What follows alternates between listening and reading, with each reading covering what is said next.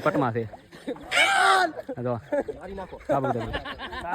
ત્યાંથી ધક્કો ખાધો રીંગણું ખાવા આવ્યા તમને કેવી મજા બહુ મજા આવે છે એમ લાગે છે કે આ રીંગણું બરોબર નું બનશે સાચું હોય ને કઈ દીધું આ ખાઈ જવાનું થાય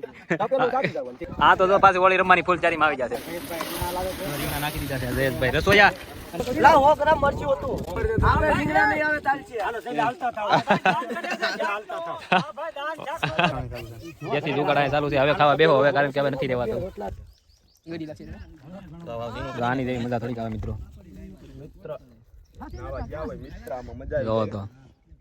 અમારી ગાંડી ગીરનો પ્રોગ્રામ હો